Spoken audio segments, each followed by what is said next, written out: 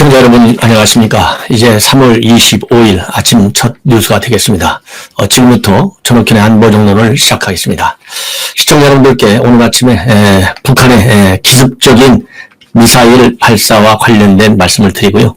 그 다음에 윤석열 총장의 대권 예비 행보가 이제 본격적으로 이루어지는 것 같습니다. 여러분들 잘 아시다시피 최근에 김형석 연세대 명예교수를 만났잖아요. 지난 19일 날 만났는데 22일 날 3일 후에 또다시 연대 로스쿨 교수, 참 이상하게 윤석열 총장이 연대 쪽하고 관계가 많은 것 같아요. 아무래도 부친의 영향이 아닌가 하는 생각이 듭니다. 그래서 연대 로스쿨 교수인 이철우 교수를 만나서 또 어떤 얘기를 나눴는지 중앙일보가 단독으로 보도하고 있습니다. 이 내용을 여러분께 중점적으로 보도해 드리도록 하겠습니다. 먼저 이제 북한의 미사일 발사 동향에 관해서 말씀을 드리겠습니다. 여러분들 잘 아시다시피 최근에 북한이 미사일을 발사했다. 이 얘기는 우리 당국으로부터 보도가 나온 것이 아니에요. 미국 워싱턴 포스트지가 지난 21일 날 처음으로 보도함에 따라서 이 세상에 알려졌습니다. 그래서 이 북한이 미사일을 발사했는데도 불구하고 그게 뭐 순항 미사일이 됐던 아니면 유엔 제재를 받는 탄도 미사일이 됐든 간에 북한이 우리 국민의 생명을 겨눈 이런 엄중한 도발인데도 불구하고 현 문재인 정권은 그것을 감추려고 하다가 미국 언론에 의해서 들킨 거나 마찬가지요. 그러나 미국 언론은 워싱턴 포스트를 비롯한 일부 로이터라든가 이 외신에서 이제 보도를 했는데 어떻게 해서 보도를 했느냐? 미 정부 고위 관계자를 인용해서 보도했어요. 그럼 미국은요, 저도 뭐 미국에서 근무를 오랫동안 해서 잘 알고 있는데, 미 안보, 외교 당국에서는 고도의 기밀사항이지만, 미 국민과 그리고 국제사회가 공유할 필요가 있다라고 판단할 적에는, 익명으로, 이런 중요 언론 매체를 통해서, 의도적 누설을 해요. 즉, 언론에 리크를 해주는 거죠. 의도적으로 알려줘요. 슬쩍, 알려줘요. 그리고 내 이름을 쓰지 말라 해서 안 써요. 그래서 이제 알려주게 됩니다.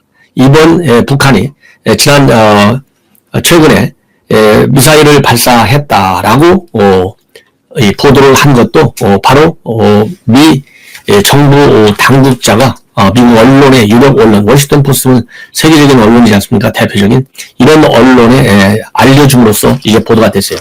그러면 여러분들 잘 짐작을 하시겠지만은 왜 미국이 이렇게 의도적으로 이것을 알려줬겠느냐? 그 이유는 현 문재인 정권에 대한 불만에서 비롯된 것이죠.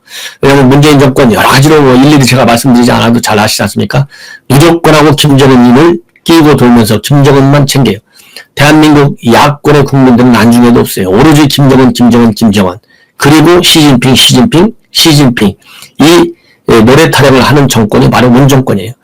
그리고 이 바이든 행정부에 대해서도 바이든 행정부는 그렇게 비판하고 그리고 무시하고 있는 싱가포르 선언을 출발점으로 해서 미북 관계의 개선에 나서라. 그리고 탑다운 방식의 대북 정책과 전략을 써달라. 이러니까 미국 정부 할 때 얼마나 기가 막히겠어요. 더군다나 이번에 미 국무부와 국무장관과 국방장관이 최근에 와서 16, 17일간, 17, 18일간 왔지 않습니까? 와서 우리 외교안보 당국자들하고 회담을 했는데 회담을 하고 보니까 문재인 정권 기존의 친북적인 이런 색채에서 전혀 달라진 게 없어요. 그러니까 얼마나 불만스럽겠어요. 지금 이 바이든 행정부는 동맹과의 관계를 강화하고 그리고 다자주의적인 이 국제 협력을 통해서 중국을 견제하려고 하는데 문재인 정권이 그렇게 말을 잘 듣지 않아요. 그러니까 이런 거에 관해서 문재인 정권을 때리고 싶다라는 취지에서 이 워싱턴 포스트지에 이 북한이 미사일 발사했다는 내용을 알려준 것, 의도적으로 공개한 것 같습니다. 그러다 보니까, 지금 현재, 이것이 이제 우리 도하 언론에 다 나왔잖아요. 다 나왔는데도 불구하고 이 바이든 행정부 하는 걸 보니까, 의도적으로 노출도 하면서 이 바이든 대통령은 그거 별로 달라진 게 없어. 이렇게 김정은발 시그널을 무시하는 그런 입장으로 나왔지 않습니까? 그러다 보니까 이제 김정은 입장에서는 지난번, 최근에, 도발할 적만 하더라도 3월 그러니까 21일 날 첫 도발하고 24일 날 워싱턴 포스트 어제 처음으로 보도했어요. 그러니까 이렇게 바이든 정부가 이제 무시하니까 왜냐하면 지금 현재 김정은이는 이러한 작은 수준의 도발 굉장히 고도로 이 전략적인 계산을 통해서 1차는 1차 이 순항 미사일 도발은 조심스럽게 했어요. 왜냐하면 탄도미사일이 아닌 순항 미사일을 발사해가지고 미국과 국제사를 자극하지 않으려고 세심하게 신경을 썼고, 그리고 시기도 미 국방 당국자들이 지나간 다음에, 그리고 훈련이 진행되는 중에 통상적으로 강한 자극을 하고 반발할 때는 한미 훈련이 진행되고 있을 때 하는 것이 김정은의 체제의 특성 중에 하나인데, 훈련이 다 끝난 다음에 이것도 했어요. 그리고 이 도발 대상 지역이 바로 서해상으로 발사했어요. 서해상으로.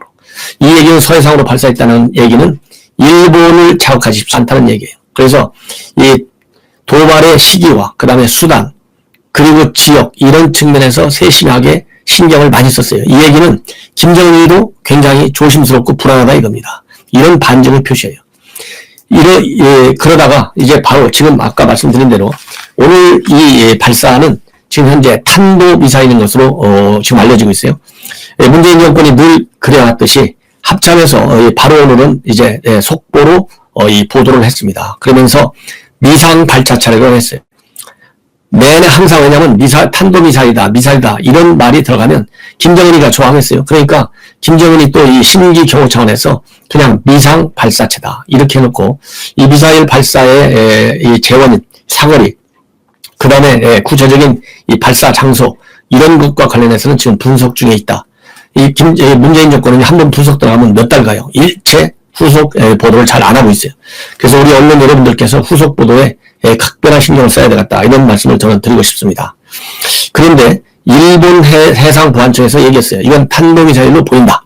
그리고 일본 수역에는 떨어지지 않았고 일본 영토에도 떨어지지 않았다. 이렇게 밝히고 있고요.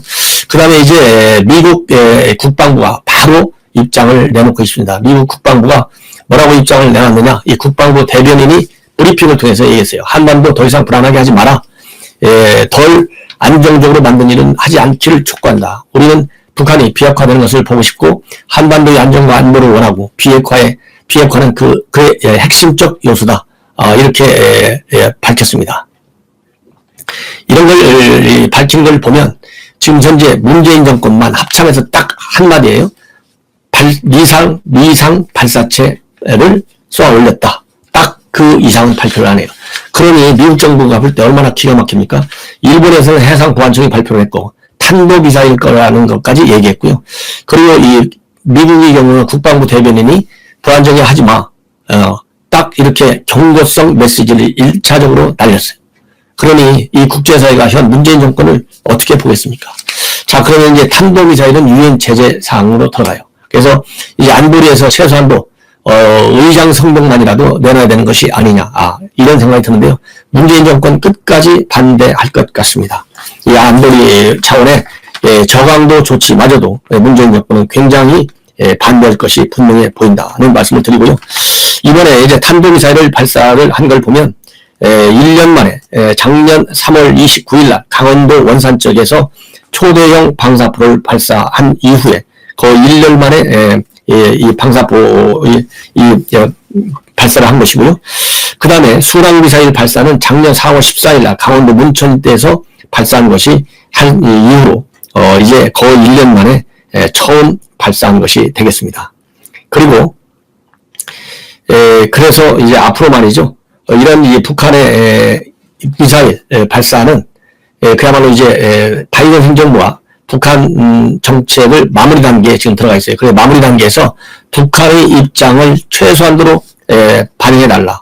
그래서 최근에 최선희 그다음에 김여정이가 나와가지고 김여정은 밤잠 설치는 일을 하지 말라 이렇게 얘기를 했었고 최선희는 미국이 적대시 정책을 바꾸지 않는 한 대화를 할 생각이 없다 이렇게 밝혔는데 미국에서 전부 다 무시하고 있어요. 그러다 보니까 이제는 미사일 도발을 통해서 미국을 압박하고 있는 그런 상황이라고 저는 보입니다. 자, 이렇게 해서 이 북한의 도발 관련 내용을 여러분께 말씀드렸고요. 이번에는 윤석열 총장의 대외적인 행보 심상치 않습니다. 제가 보기에는 윤석열 총장이 어떻게 됐든지 간에 이제 본격적으로 대권 출마를 결심한 것이 아닌가 하는 판단이 듭니다. 왜냐하면 이미 지난 19일 날 연세대 명예교수인 김영석 101살이시죠. 최고령 교수인 것 같아요. 그러면서도 굉장히 정신 상태가 아주 살아있습니다. 아주 훌륭해요. 그래서 지금도 이 언론에 칼럼을 쓰고 있고 언론과 인터뷰에 응하고 있어요. 그런 김영석 교수를 푸틴의 주선으로 만났어요. 근데 이번에는 누구를 만나냐면 지난 3월 22일 날, 그러니까 19일 날 김영석 교수를 만나고 나서 불과 3일 만에 다시 교수를 만났는데요. 이 교수는 이철우 교수인데 연세대학교 로스쿨 교수로 알려지고 있습니다. 이 로스쿨 교수는 누구냐면 윤석열 총장과의 관계에서 보면 초등학교 친구라고 합니다. 초등학교 동기 동창. 그리고 서울법대 또 동기 동창이에요. 그리고 여러분들 이철우 교수, 이철우 경남지사도 있죠, 경북지사도 있지만요. 이 만난 이철우 교수는 그렇게 절친이에요. 절친인데 누구의 아들이냐? 이종찬 전 국정원장의 아들이에요. 그러면 여러분들 충분히 잘 아시겠죠. 그리고 진보 성향의 진보 성향의 인물로 그렇게 알려지고 있어요. 그런데 그동안에 이철우 교수하고 윤석열 총장과는 얼마나 가깝겠어요. 초등학교 친구인데. 근데 이 이철우 교수가 윤 총장에 대해서 쓴소리를 좀 하고 특히 어떤 사건이 있었냐면은 조국 사태와 관련해서 정치와 법치를 너무 엄격히 나눈다. 조국 사태는 좋지 않다. 이렇게 함으로써 둘이서 굉장히 사이가 틀어지는 결정적 계기가 됐다고 합니다. 근데 이 반대로 또 어느 정도로 가깝냐면요. 이 국정원 댓글 사건과 관련해서 이철우 교수가 특별 변호인으로 활동까지 했어요. 그렇게 아주 가까운 사이였는데 조국 사태 때문에 틀어져가지고 전화할 때 이철우 교수하고 윤석열 총장이 전화하다가 윤석열 총장의 전화기를 집어 던진 적도 있다고 합니다. 그 정도로 가까운 사이예요. 그러면 이번에 만나서 주로 이제 어떤 얘기를 했는지 중앙일보에서 이제 보도를 하고 있어요. 보도를 하고 있는데 핵심은 이 윤석열 총장은 이 문재인 대통령과 그다음에 친문 강성 인사들 여권 내를 양분해서 분리적으로 보는 시각이 있다. 그래서 현 정권에 대해서는 복수심도 없고 문재인 대통령에 대해서는 좀 고마워하는 마음도 가지고 있다. 그러나 친문 강성파들이 중수를 밀어붙이는 거, 검수 완박을 하는 것에 대해서는 굉장히 부작용이 크다. 그러면서 상당한 불만을 가지고 있는 것으로 그렇게 알려지고 있습니다. 그렇게 밝혔어요. 중앙일보에. 그래서 이 내용을 여러분께 조금 더 자세히 말씀을 드리면, 그동안에 2019년도 8월 달에 조국 수사를 놓고 서로 거의 연락을 하지 않다가 1년 반가량 만에 만났다. 어느 정부에서든 변함없이 검사로서 본인의 직분에 충실했고 국정원 댓글 수사를 할 때나 국정농단 특검 수사팀장을 할 때나 또 중앙지검을 할 때나 검찰총장을 할 때나 똑같다. 윤 총장이 사실상 자신을 내친 현 정권의 복수심을 품고 있는 게 아니냐는 추측과 관련해서는 전혀 그렇지 않다. 이렇게 윤 총장이 반박을 했다고 합니다. 그리고 그렇지만은 검찰 개혁을 무리하게 밀어붙이는 여권 인사들과 관련해서는 참 이상한 방향으로 몰아가는구나. 이렇게 비판을 하고 중수청 설치를 통한 검수 완박은 수사공백 부작용을 부를 것이라고 하는 기존 입장을 퇴비했다. 이렇게 얘기하고 그 다음에 이러한 시의 검찰 개혁은 일부 강경파의 송화일 뿐이고 문 대통령의 뜻은 아닐 것이다. 라는 취지의 언급도 했다고 합니다. 그러면서 문 대통령과 강경파들을 분리해 생각하는 그런 이 생각의 일단을 내비쳤다는 거예요. 그러면서 윤 총장은 또 뭐라고 하고 했었느냐. 현 정권에서나 친정부 인사 중에서는 본인을 이해하고 신뢰하는 사람이 적지 않다. 이런 말도 했다고 합니다. 그리고 또 윤석열 총장은 이 MB 그다음에 박근혜 대통령 수사와 같은 적폐 수사를 주도할 때도 이철우 교수가 여러 차례 쓴소리를 했다고 합니다. 그래서 정치와 법치 사이에서 균형점을 잡아야 되는데 윤 전 총장의 수사가 지나치게 법치만 앞세웠다는 취지로 이 쓴소리를 많이 했대요. 그래서 그 정도로 그러니까 가깝다는 얘기죠. 그리고 이와 관련해서 이 중앙일보에 몇 가지 본인의 느낌을 얘기했어요. 윤 총장이 정치하겠다는 얘기를 안 했느냐 이렇게 물어보니까 그런 말은 못 들었다. 내가 캐묻지도 않았고 조금이라도 친구의 판단에 영향을 미치고 싶지 않아서 묻지도 않았다. 그리고 정치에 적합한 인물이냐 윤석열이가 딱 그러니까 친구가 정치에 투신하면 여러 가지 강점을 발휘할 수 있을 것이다. 어떤 사람은 윤석열이 검찰주의자라서 타협과 조율을 요체로 하는 정치에는 맞지 않는다. 이렇게 말하고 있지만 본인이 볼 때는 그 반대다. 친구는 형사사법의 한계를 잘 알고 있기 때문에 정치의 사법화를 최소화하는 데 기여할 것이라고 믿는다. 보복정치나 고소고발정치는 누구보다도 멀리할 수 있는 사람이다. 그러니까 보복 같은 거는 절대 안 할 사람이라는 것을 강조하는 것 같아요. 그 다음에는 경제나 외교안보에 대해서 경험이 상당히 부족한데 어떻게 생각하느냐 이렇게 중앙일보가 물으니까 이철호 교수가 이 친구는 즉 윤석열은 검찰 내에서 경제를 다룬 경험이 가장 풍부한 사람이다. 금융과 자본시장을 움직인 기업 생태에 대한 다양한 지식을 갖고 있고 외교안보 분야에서는 아마도 애국적 국제주의로 정의할 수 있는 노선을 지향할 것이라고 추정을 한다. 이렇게 얘기했어요. 애국적 국제주의. 뭐 이거보다 더 좋은 말은 없는 것 같아요. 애국적 국제주의. 예. 그러니까 애국적 국제주의라고 하는 것은 결국 우리가 흔히 얘기하는 국익우선주의, 실용주의 외교 이런 것이 바탕에 깔렸다 이렇게 생각하시면 될 것 같아요. 그 다음에 윤석열 총장이 정치에 나서면 도울 계획이냐 이렇게 물어보니까 사람이 구름대처럼 몰려들 것이기 때문에 나는 별 도움이 되지 않을 것이다. 공정, 실용, 애국적 국제주의와 같은 가치에 합치하는 전문가들을 가까이 할 수 있게 조언할 용의는 있다. 나는 그저 친구일 뿐이므로 지켜보다가 쓴소리 좀 하는 정도가 될 것이다. 확장성을 위해서라도 나를 포함한 서울대 법대 나온 사람들은 빠지는 게 좋아 보인다. 이렇게 얘기를 하고 있는데요. 요 끝 대목이 상당히 의미가 있는 것 같아요. 왜냐하면 이 끼리끼리만 모여들다 보면 예를 들어서 반기문 총장이 왜 실패했어요? 전부 외교관들이 포진해가지고 인의 장벽을 설치했지 않습니까? 그래서 반기문 총장 정치 모르는데 뭘 알겠어요? 정치 잘하는 사람들이 반기문 총장을 접근하려고 하면 그 외교관 출신들이 딱 인의 장벽을 쳐가지고 많은 어려움을 줬다는 거 아니겠어요? 그래서 반 총장이 정치를 모르는 상태에서 한 달 동안 뛰다가 이 전격적으로 사퇴 파동을 일으켰다. 이런 얘기가 정선으로 되어 있지 않습니까? 그런 것처럼 이번 윤석열 총장의 절친인 이철호 교수, 이 서울대 출신들이 뒤로 빠지는 게 좋겠다. 이 얘기를 보면 한수위가 아닌가 하는 생각이 듭니다. 자, 그러면요, 중요한 오늘 뉴스거리 중에 하나가 조선일보에서 말이죠. 조선일보 김창균 논설 주간이죠. 또 김창균 칼럼이 하나 실렸는데 진화를 안철수가 10년 만에 다시 정치판을 흔들고 있다.